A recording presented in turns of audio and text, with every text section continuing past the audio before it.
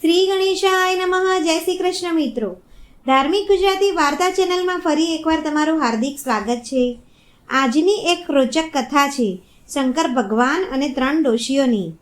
આ વાર્તામાં ભગવાન શંકર કેવી રીતે ડોશીઓની પરીક્ષા લે છે અને તેમની પર કૃપા વરસાવે છે તે બતાવવામાં આવ્યું છે. આ ભગવાન શંકરની વાર્તા છે. શ્રાવણ માસ ચાલી રહ્યો છે તો ભગવાન શિવની કથા દર્શાવતો વિડીયો અંત સુધી જરૂર જુઓ અને આ વિડીયો પસંદ આવે તો કમેન્ટ બોક્સમાં ઓમ નમઃ શિવાય જરૂર લખો. તો ચાલો મિત્રો, આપણે વાર્તાની શરૂઆત કરીએ. રામપુર નામનું એક ગામ હતું.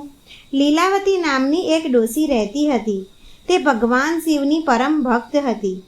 તેના ઘરમાં 2 પુત્રો, બંનેના લગ્ન થઈ ગયા હોય છે અને સાથે તેમના છોકરાઓ પણ હોય છે. તેનું પરિવાર સુખી સંપન્ન હતું. પુત્ર અને પુત્રવધુ લીલાવતીની દેખભાળ કરતા હતા, ધ્યાન રાખતા, પણ લીલાવતી હંમેશા ભગવાન શિવની ભક્તિમાં લીન રહેતી. તે દરરોજ મંદિરે જતી, કથા વાર્તા સાંભળતી અને ભજન કરતી.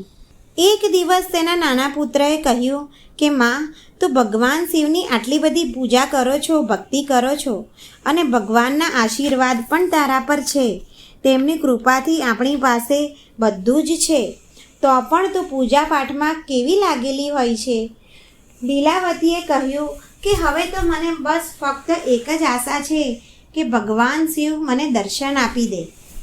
તેના નાના પુત્રએ કહ્યું કે માં, ભગવાનના દર્શન પામવા માટે તો ઘોર તપસ્યા કરવી પડે છે, જંગલમાં જઈને ધ્યાન કરવું પડે છે.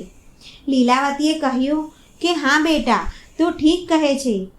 હું એવું જ કરું કે કાલે સવારે જ ભગવાન શિવની શોધમાં નીકળી પડું. સવાર પડતા લીલાવતી જવા માટે તૈયાર થઈ. પરિવારના લોકોએ તેને ખૂબ રોકવાની કોશિશ કરી. પુત્રો બોલ્યા કે માં, તું ક્યાં રહીશ? તારો પરિવાર છોડીને ના જઈશ. બધા જવાની ના પાડે છે તો પણ લીલાવતી માની નહીં. ઘરથી નીકળીને તે શાંત જગ્યાની શોધમાં જવા લાગી. તે રસ્તામાં જતાં જતાં ભગવાન શિવના ભજન ગાવા લાગી. રસ્તામાં તેને એક બીજી ડોસી મળી. તેને લીલાવતીને પૂછ્યું કે ડોસીએ કહ્યું કે તું ભજન ગાતા ગાતા ક્યાં જાય છે? લીલાવતીએ કહ્યું કે ભગવાન શિવની શોધમાં જાઉં છું. ડોસીએ કહ્યું કે બહેન, હું તારી સાથે આવી શકું છું? હવે બંને સાથે ચાલવા લાગી. બંને ઓમ નમઃ શિવાય, ઓમ નમઃ શિવાયના જાપ કરતાં કરતાં આગળ વધી. થોડે દૂર ગયા પછી તેને એક ત્રીજી ડોસી મળી. તેમના આવા ભજન ગાતા જોઈ બોલી કે તમે બંને ક્યાં જઈ રહ્યા છો? લીલાવતી બોલી કે બહેન, અમે બંને ભગવાન શિવના દર્શન કરવા જઈ રહ્યા છે, તેમની શોધમાં જઈએ છીએ. આ સાંભળી ત્રીજી ડોસી પણ આ બંને સાથે જોડાઈ છે. હવે 3 ડોસીઓ ઓમ નમઃ શિવાય, ઓમ નમઃ શિવાયના નારા સાથે આગળ વધી. આ જોઈ માતા પાર્વતી ભગવાન શિવને કહે છે કે હે પ્રભુ, આ 3 ડોસીઓ તમારા દર્શન કરવા માગે છે. તમે આ લોકોને દર્શન ક્યારે આપશો? ભગવાન શિવે કહ્યું કે આ લોકોની પરીક્ષા કરીશ અને તેમને પછી જ દર્શન હું આપીશ. ભગવાન શિવ તેમની પરીક્ષા લેવા માટે ચાંદીના સિક્કાથી ભરેલો કળશ તેમના રસ્તામાં રાખી દીધો. પહેલી 2 ડોસીઓની નજર ચાલતા ચાલતા આ કળશ પર ના પડી, પણ ત્રીજી ડોસીની નજર તે કળશ પર પડી અને તે કળશ ઉઠાવી ત્યાંથી ઘરે પાછી જતી રહી અને ભગવાન શિવને ધન્યવાદ આપવા લાગી. હવે 2 ડોસીઓ ભગવાનનું ભજન કરતાં કરતાં આગળ ચાલતી રહી. થોડીવાર પછી ભગવાન શિવે સોનાના સિક્કાનો કળશ તેમના રસ્તામાં રાખી દીધો. લીલાવતીની નજર તે કળશ પર પડી પણ તે આગળ ચાલી. પણ બીજી ડોસીએ કળશ જોયો અને તે ઉઠાવીને ત્યાંથી પાછી ચાલી ગઈ અને ભગવાન શિવને ધન્યવાદ કર્યા. હવે લીલાવતી એકલી ભજન ગાતા ગાતા જવા લાગી. ત્યારે ભગવાન શિવ તેના રસ્તામાં હીરા મોતીનો ઢગલો તેની સામે રાખી દીધો. જ્યારે લીલાવતી ત્યાં પહોંચી તો તેને હીરા મોતીનો ઢગલો જોયો અને કહ્યું કે હે ભગવાન, તમારી કૃપાથી મારા પુત્રોને કોઈ કમી નથી. આ બધું લઈને હું શું કરીશ? હવે તો માત્ર તમારા દર્શન પામીને જ આ દુનિયાથી જવાની અભિલાષા છે, મારી ઈચ્છા છે.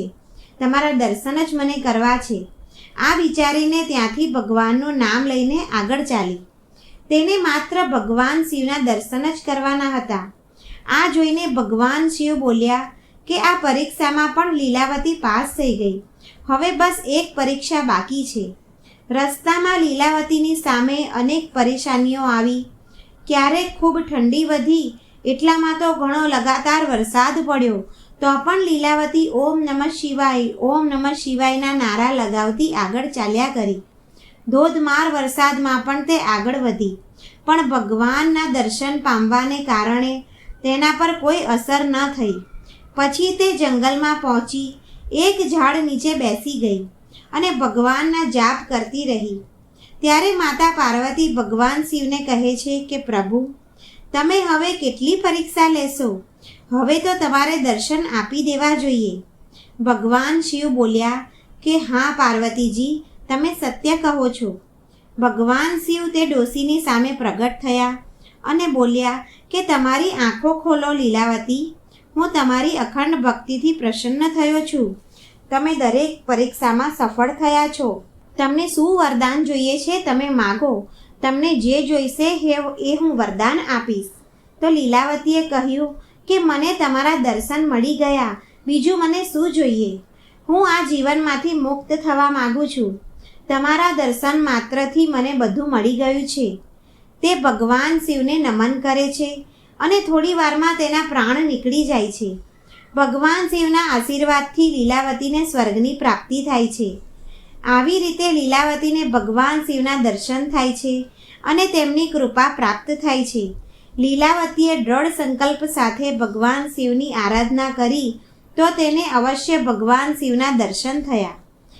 આવી રીતે સારા કર્મ કરવાથી અવશ્ય ભગવાનની કૃપા પ્રાપ્ત થાય છે. જો મિત્રો તમને આ વાર્તા પસંદ આવી હોય તો લાઈક કરો, તમારા સગા સંબંધીઓ સાથે શેર કરો અને ચેનલ પર નવા હોય તો સબસ્ક્રાઈબ જરૂર કરો. જય ભોલેનાથ.